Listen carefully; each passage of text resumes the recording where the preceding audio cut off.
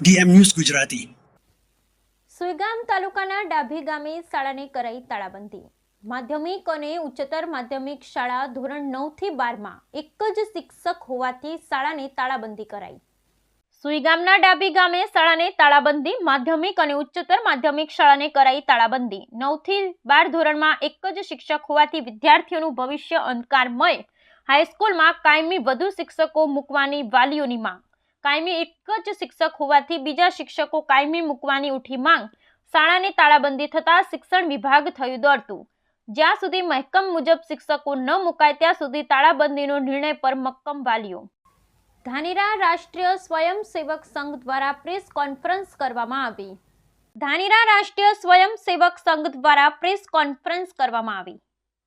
પશ્ચિમ વિભાગના સંઘ ચાલક શ્રી માનનીય ડોક્ટર જયંતિભાઈ ભાડેશિયાના અધ્યક્ષસ્થાને મીટિંગ યોજાઈ હતી, જેમાં રાષ્ટ્રીય સ્વયંસેવક સંઘનું શું કામ કરે છે તેની વિસ્તૃત માહિતી આપી હતી અને મોટી સંખ્યામાં પત્રકાર ભાઈઓની ઉપસ્થિતિમાં બેઠક યોજાઈ હતી અને પત્રકારો દ્વારા અનેક પ્રશ્નો પણ કરવામાં આવ્યા હતા।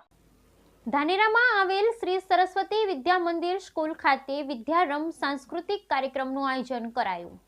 ધાનેરામાં આવેલ શ્રી સરસ્વતી વિદ્યા મંદિર સ્કૂલ ખાતે આજે વિદ્યારંભ સંસ્કાર કાર્યક્રમનું આયોજન કરવામાં આવ્યું। આ કાર્યક્રમમાં ઉપસ્થિત ડોક્ટર અગ્રવાલ સાહેબ, ડોક્ટર લાખાભાઈ પ્રજાપતિ સાહેબ, અમૃતભાઈ રાવલ સાહેબ તથા અરવિંદભાઈ તુવર સાહેબ તેમજ શાળાના શિક્ષકગણ તેમજ વિદ્યાર્થી ભાઈઓ બહેનો અને વાલીશ્રીઓની ઉપસ્થિતિમાં વિદ્યારંભ સંસ્કાર કાર્યક્રમનું સુંદર આયોજન કરવામાં આવ્યું। આ કાર્યક્રમમાં બાળકોને શિવ મંદિરે દર્શન કરી રેલી સ્વરૂપે સ્કૂલમાં પ્રવેશ કર્યો હતો ને હવન યજ્ઞ યોજાયો હતો, તેમજ હિન્દુ શાસ્ત્રના ગ્રંથોનું પૂજન કરવામાં આવ્યું હતું। મંત્રોચ્ચાર કરી હવન યજ્ઞમાં આહુતિ આપવામાં આવી હતી અને ખૂબ જ સુંદર કાર્યક્રમનું આયોજન કરવામાં આવ્યું હતું। નમસ્કાર, આજે વિદ્યાલયની અંદર વિદ્યારંભ સંસ્કારનું આયોજન કર્યું છે। વિદ્યારંભ સંસ્કાર એટલે કે વિદ્યા પ્રાપ્તિ માટે શરૂઆત કરતાં પહેલાં એક પવિત્ર કાર્યથી શરૂઆત થાય એ યોગ્ય છે, કેમ કે વિદ્યા પવિત્ર છે અને એ પ્રાપ્ત કરવી એ પવિત્ર પદ્ધતિ અને પવિત્ર ભાવના સાથે કરવામાં આવે તો બાળકને સારી વિદ્યા મેળવી શકે। તો એમ તો વસંત પંચમી સરસ્વતી માતાનો પ્રાગટ્ય દિવસ હોય છે, એ દિવસે કરવાનું આવે છે। એટલે કોઈ પણ શુક્લ પક્ષની પાંચમ, દસમ, બીજ, 11, પૂનમ એ દિવસે આ વિદ્યારંભ સંસ્કાર થાય છે। તો વિદ્યાભારતી દ્વારા શિશુવાટિકાની અંદર આ તથ્યને જળવાઈ રહે એ માટે થઈને આ એક વિદ્યારંભ સંસ્કાર દર વર્ષે વિદ્યારંભ સંસ્કાર કાર્યક્રમમાં શું કાર્યક્રમ કરવામાં આવે? જો બાળકની ઉંમર 4 વર્ષની થાય ને એટલે એને વિદ્યા પ્રાપ્તિનો યોગ્ય સમય કહેવાય છે। તો એની શરૂઆત કરતાં પહેલાં એ વિદ્યારંભ સંસ્કાર આપણી ભારતીય સંસ્કૃતિ અનુસાર, જેમ કે શાસ્ત્રોમાં અત્યારે શાસ્ત્રની શોભાયાત્રા કરીને લાવ્યા તો એ શાસ્ત્રની અંદર આપણું જ્ઞાન પડેલું છે જે બાળકને પ્રાપ્ત કરવાનું છે। એના માટે પહેલાં પુસ્તકોનું, આપણા ધાર્મિક પુસ્તકોનું પૂજન કર્યું। હવે પછી યજ્ઞ થશે, યજ્ઞની અંદર આહુતિ આપવામાં આવશે। યજ્ઞ એક સમર્પણનું પ્રતીક છે, એક પવિત્ર છે। યજ્ઞથી વાતાવરણ પણ શુદ્ધ થાય છે અને આપણી અંદર એક આધ્યાત્મિક ઉર્જા પેદા થાય છે। એના માટે યજ્ઞ થશે। ત્યાર પછી વાંચન અને લેખન, સૌપ્રથમ ઓમનું વાંચન થશે। એટલે ઓમ આપણે એમ જાણીએ કે ભણવાની શરૂઆત તો કમળના કથી થાય, પણ એવું નથી। જ્યારે સૃષ્ટિની ઉત્પત્તિ થઈ તો સૌપ્રથમ ઓમની ઉત્પત્તિ થઈ, એટલે બધા સ્વરો પછી આવ્યા, માટે ઓમથી શરૂઆત કરીશું। અને ત્યાર પછી શ્રી ગણેશાય નમઃ, શ્રી સરસ્વતી નમઃ, અને માતા પાસે બાળકનું પૂજન, શ્રી સરસ્વતી માતાનું પૂજન, કેમ કે સૌથી પ્રથમ ગુરુ તો માતા હોય છે અને મા જેવા આશીર્વાદ આપે ને એવું દુનિયામાં કોઈ ના આપે। માટે આ દિવસે અમે આ વિદ્યાલયની અંદર વિદ્યાભારતી દ્વારા દરેક વિદ્યાલયની અંદર આ રીતના વિદ્યારંભ સંસ્કાર કરવામાં આવે છે। પાંથાવાડામાં વહેલી સવારે અશ્વિન કરિયાણા ગોડાઉનમાં આગ લાગવાની ઘટના સામે આવી। ભર બજારમાં આગ લાગતા અફરાતફરીનો માહોલ સર્જાયો। પાંથાવાડામાં વહેલી સવારે અશ્વિન કરિયાણાના ગોડાઉનમાં આગ લાગી। ભર બજારમાં આગ લાગતા લોકોના ટોળે ટોળા ઉમટ્યા। આગ લાગતા ફાયર ફાઇટરને જાણ કરતા ફાયર ફાઇટરની એક ગાડી ઘટના સ્થળે પહોંચી। આગ લાગતા લાખો રૂપિયાનો સામાન બળીને ખાખ થયો હોવાનું અનુમાન। આગ ગોડાઉનમાં લાગી હોવાથી જાનહાનિના કોઈ સમાચાર નથી, પરંતુ આગ કેવી રીતે લાગી તે હજુ સુધી જાણવા મળ્યું નથી। ફાયર ફાઇટર દ્વારા આગ બુઝાવવાનો પ્રયાસ કરવામાં આવી રહ્યો છે, પરંતુ હજુ સુધી આગ કાબૂમાં આવી નથી તેવા સમાચાર મળી રહ્યા છે। દિયોદર, લાખણી સહિતના તાલુકામાં બીજા દિવસે જોવા મળ્યો ઠંડીનો ચમકારો। દિયોદર, લાખણી સહિતના તાલુકામાં બીજા દિવસે જોવા મળ્યો ઠંડીનો ચમકારો। ગઈકાલે અને આજે હાડ થીજવતી ઠંડી પડી વાતાવરણ બન્યું ઠંડુગાર। હાડ થીજવતી ઠંડી પડતા લોકોએ તાપણાનો સહારો લીધો. રોજિંદા કામ અર્થે નીકળતા લોકો અને સવાર શાળા કોલેજ જતા વિદ્યાર્થી અને કામ અર્થે નીકળતા લોકો ઠંડીથી બચવા તાપણાના સહારે. 2 દિવસમાં તાપમાનના પારામાં આવ્યો છે 4 થી 5 ડિગ્રીનો ઘટાડો. ઠંડીના ચમકારાથી થશે ખેતીને ફાયદો. વધુ ઠંડી પડતા ખેડૂતો ખુશ. રાયડા અને એરંડાના પાકને થશે ફાયદો. રાજકોટના ઉપલેટામાં આમ આદમી પાર્ટી દ્વારા ટેકાના ભાવે મગફળી ખરીદવા બંધ કરેલ યુનિટને ફરી ચાલુ કરવા મામલતદારશ્રીને આવેદનપત્ર આપવામાં આવ્યું. રાજકોટના ઉપલેટામાં આમ આદમી પાર્ટી દ્વારા ટેકાના ભાવે મગફળી ખરીદવા બંધ કરેલ યુનિટને ફરી ચાલુ કરવા મામલતદારશ્રી આવેદનપત્ર આપવામાં આવ્યું. ઉપલેટા માર્કેટિંગ યાર્ડમાં ટેકાના ભાવે મગફળી ખરીદી ચાલુ છે તે ખૂબ જ ધીમી ગતિથી ખરીદી થતી નજરે જોવા મળે છે ને ખેડૂતોએ હેરાન થવું પડે છે. શરૂઆતમાં માર્કેટિંગ યાર્ડ દ્વારા 2 યુનિટનું ખાતમુહૂર્ત કરવામાં આવેલ હતું, પરંતુ હાલ 1 યુનિટ બંધ અવસ્થામાં છે અને બીજું યુનિટ ખૂબ ધીમી ગતિએ ચાલે છે, જેના લીધે ખેડૂતો મુશ્કેલી ભોગવવી પડે છે. મગફળી અને સોયાબીન માટે 7,000 જેટલા ખેડૂતોએ રજીસ્ટ્રેશન કરાવેલ હોય તો તાત્કાલિક ધોરણે જે યુનિટ બંધ છે તે ફરી ચાલુ કરવામાં આવે અથવા ભાયાવદર શહેરમાં મગફળીનું સેન્ટર ફાળવવામાં આવે, કારણ કે ભાયાવદર શહેર નીચે ખૂબ જ મોટો ગ્રામ્ય વિસ્તાર આવેલ છે અને 100% ખેડૂત વર્ગ છે, તો દૂર અંતર કાપી ઉપલેટા માર્કેટિંગ યાર્ડમાં જવું ન પડે અને ખેડૂત ઘસારો પણ ઓછો રહે તે માટે વહેલીમાં વહેલી તકે ખેડૂતોની માંગણી સાથે મામલતદાર કચેરી ખાતે આવેદનપત્ર આપવામાં આવ્યું. આ તકે આમ આદમી પાર્ટીના ઉપલેટા તાલુકા પ્રમુખ ઉકાભાઈ ધૂલ, ઉપલેટા તાલુકા મહામંત્રી રાજુભાઈ કામરિયા, ઉપલેટા શહેર પ્રમુખ અમૃતભાઈ ગજેરા, ભાયાવદર શહેર પ્રમુખ વલ્લભભાઈ માકડિયા. આમ આદમી પાર્ટી અને સમગ્ર ઉપલેટાના ખેડૂત ભાઈઓએ આજે મામલતદારશ્રીને રજૂઆત કરેલી છે કે હાલ ઉપલેટા માર્કેટિંગ યાર્ડની અંદર જ્યારે ટેકાના ભાવે મગફળીની ખરીદી ચાલુ હોય, આ ખૂબ જ ધીમી ગતિએથી ચાલુ છે અને આના કારણે ખેડૂતોને હેરાન થવું પડે છે. શરૂઆતમાં ઉપલેટા માર્કેટિંગ યાર્ડમાં જ્યારે 2 યુનિટનું ખાતમુહૂર્ત કરવામાં આવેલું હતું, એમાંથી આજે 1 યુનિટ બંધ અવસ્થામાં જોવા મળે છે અને બીજું યુનિટ ચાલુ છે એ ખૂબ જ ધીમી ગતિએથી ચાલુ છે. આના કારણે ખેડૂતોને મુશ્કેલીઓ ભોગવવાનો વારો આવે છે. સમગ્ર ઉપલેટા તાલુકાની અંદર 7,000 કે તેથી વધુ ખેડૂતોએ મગફળી અને સોયાબીન માટેનું રજીસ્ટ્રેશન કરાવેલું હોય અને કાયમીના ધોરણે ખાલી 50 કે 100 ખેડૂતોનો વારો આવે છે અને જેના કારણે ખેડૂતોને દૂરથી અંતર કાપીને રાત દિવસ ઉજાગરા કરીને લાંબી કતારોમાં ઊભું રહેવું પડે છે. અને જો આવી જ ધીમી ગતિએથી ચાલુ કરવામાં આવશે તો ખેડૂતોની નવી સિઝન આવી જશે, નવો પાક આવી જશે, તો જૂના પાકનું શું કરે? રહી વાત કે જે બીજું યુનિટ બંધ કરવામાં આવેલું છે, એ શા કારણથી બંધ કરવામાં આવેલું છે? કે આયોજનપૂર્વક બંધ કરવામાં આવેલું છે કે ખેડૂતો કંટાળીને પોતાનો માલ છે એ લોકલ વેપારીઓને વેચી આપે? આ માટેની રજૂઆત અમે મામલતદારશ્રીને કરેલી છે કે બીજું યુનિટ તાત્કાલિક ધોરણે શરૂ કરવામાં આવે અથવા ભાયાવદર શહેરની અંદર એક મોટું શહેર હોય તેમાં મગફળીનું સેન્ટર ફાળવવામાં આવે. કારણ કે ભાયાવદર મોટું શહેર છે અને એની નીચે આવતો ગ્રામ્ય વિસ્તાર ખૂબ જ મોટો છે અને 100% ખેડૂત વર્ગ ધરાવતો ગ્રામ્ય વિસ્તાર છે. જો એની અંદર સેન્ટર ફાળવવામાં આવશે તો ભાયાવદરથી ખેડૂતોને ઉપલેટા સુધી આવવું નહીં પડે અને ઉપલેટા માર્કેટિંગ યાર્ડમાં પણ ખેડૂતનો ઘસારો નહીં થાય.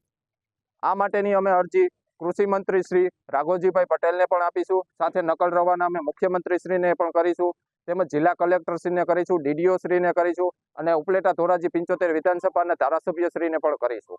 રહી વાત કે અમે રજૂઆત પણ એ કરેલી છે કે ગયા આમ આદમી પાર્ટી ઉપલેટા શહેર પ્રમુખ શ્રી અમૃતભાઈ ગજેરા ઉપલેટા તાલુકાની અંદર ગુજરાત સરકાર દ્વારા ટેકાના ભાવે મગફળીની ખરીદી થાય છે અને ચાલુ છે, પણ ઉપલેટા તાલુકામાં 7,500 ખેડૂતોએ મગફળી ટેકાના ભાવે વેચવા માટે અરજી કરેલી છે.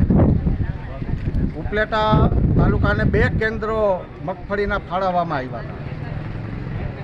હવે ખબર નહીં કે 1 કેન્દ્ર શું કામે બંધ કરી દેવામાં આવ્યું.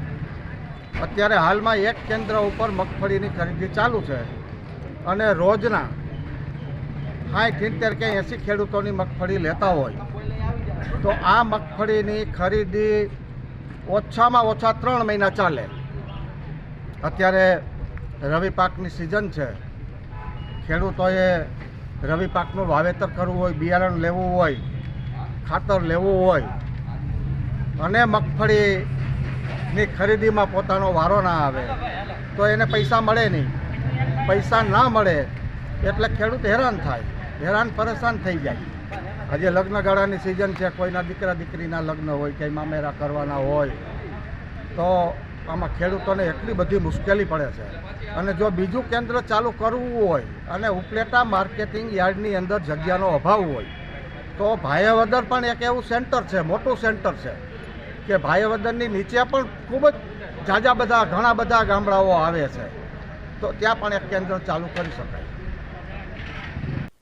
સુઈગામ તાલુકાના ગેડા સરકારી માધ્યમિક શાળામાં છેલ્લા કેટલાક સમયથી વારંવાર રજૂઆત કરવા છતાં મહેકમ ન ફાળવાતા વાલીઓએ શાળાને તાળાબંધી કરી.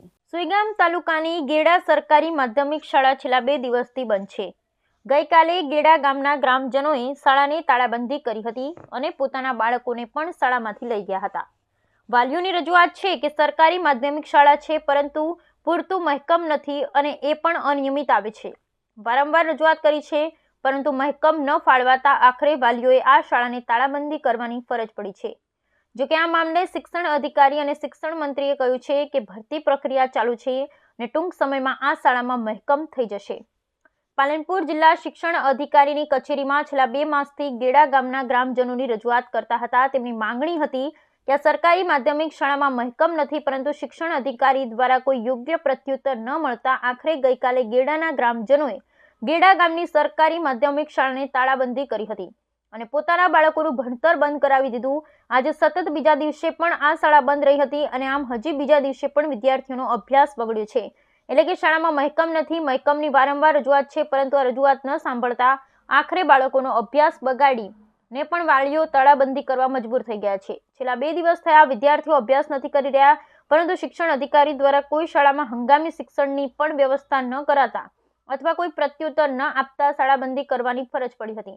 જોકે અંબાજી આવેલા શિક્ષણ મંત્રીએ કહ્યું હતું કે માધ્યમિક શાળામાં ભરતીની પ્રક્રિયા ચાલી રહી છે. ટૂંક સમયમાં જ આ ભરતી પ્રક્રિયા થવાની છે અને ગીરડા ગામના શાળામાં જે શિક્ષકોની ઘટ છે તે પણ જલ્દીથી પૂરી થઈ જશે. વિષય છે, હું હકીકતલક્ષી રિપોર્ટ અમારા ડીપીઓ પાસેથી મંગાવી લઈશ, પણ એવું લગભગ હશે નહીં કેમ કે અત્યારે જિલ્લા ફેર અને જિલ્લા આંતરિક બદલીઓ થઈ છે, તાલુકા આંતરિક બદલીઓ થઈ છે, એટલે બદલીના કારણે કેટલાક શિક્ષક મિત્રો પોતાના વતન ગયા હશે તો એ જગ્યા ભરવા માટેની અમારી જાહેરાત અત્યારે આપી છે 24,700 આપણા 1 થી 5, 6 થી 8 અને 9, 10 અને 11, 12 માટેની. એ ભરતી ઓનગોઈંગ છે એટલે ભરતી પ્રક્રિયા પૂર્ણ થશે. શિક્ષકો મૂકીશું, ના હોય તો જ્ઞાન સહાયકથી પણ વ્યવસ્થા કરીશું. એટલે ગામના લોકોને પણ ચિંતા કરવાની જરૂર નથી. આ સરકાર એના માટે ચિંતા કરી રહી છે, બાળકોનો અભ્યાસ ન બગડે એના માટે વૈકલ્પિક વ્યવસ્થા પણ અમે કરીશું. પણ મેં આજે જાણ્યું છે આપના માધ્યમથી, એટલે હકીકતલક્ષી રિપોર્ટ મંગાવીને એની પૂરેપૂરી વ્યવસ્થા થાય એના માટેના અમારા પ્રયત્નો રહેશે. ડાભી તાલુકો સુઈગામની માધ્યમિક શાળાનો જે કાલનો કાર્યક્રમ તાળાબંધીનો રાખેલ હતો એ આજે પણ યથાવત ચાલુ રહેશે જ્યાં સુધી અમારા વાલી મંડળ તેમજ આ બાળકોનો જ્યાં સુધી જે પ્રશ્ન છે હલ નહીં થાય ત્યાં સુધી તાળાબંધીનો કાર્યક્રમ જે રાખેલ છે તે યથાવત રહેશે. જે અમારી માગો એવી છે કે ડાભી ગામે માધ્યમિક તેમજ ઉત્તર માધ્યમિક શાળા આવેલી છે જેમાં 9 થી 12 સુધીના 195 બાળકો છે, જેમાં 7મું મહેકમ સામે જે 7મું મહેકમ છે એના સામે એક જ શિક્ષક છે. 2 શિક્ષકો છેલ્લા ઘણા સમયથી હતા, એમાંથી એક શિક્ષક લીંબોણી ખાતે મોકલેલ હોય, માત્ર ને માત્ર એક જ શિક્ષક બચેલ છે. જેમાં જ પટાવાળાની જગ્યા પણ ખાલી છે. આ જગ્યા નિર્જન હોવાથી પટાવાળા તેમજ કલારક તેમજ આચાર્ય તેમજ ત્યાં ચોકિયાતની પણ જગ્યાની જરૂરિયાત હોય. આ અમારી માગો જ્યાં સુધી નહીં સ્વીકારવામાં આવે ત્યાં સુધી તાળાબંધી યથાવત રહેશે. અને ત્યાં પાણીનો પ્રશ્ન છે, સીસીટીવી કેમેરા પણ નથી. આ બધી જ સંપૂર્ણ મારી શિક્ષણ ક્ષેત્રે રજૂઆત છે કે તાત્કાલિક અમારી માગો પૂરી કરી અને તાળાબંધી ખોલાવી અને બાળકોના ભણતર સાથે ચેડા ના કરો એવી શિક્ષણ સમિતિના ચેરમેન તેમજ ગુજરાત સરકારને મારી રજૂઆત છે. જય હિન્દ, જય ભારત. સુઈગામ તાલુકાના ડાભી સરકારી પ્રાથમિક અને માધ્યમિક શાળા ચાલે છે.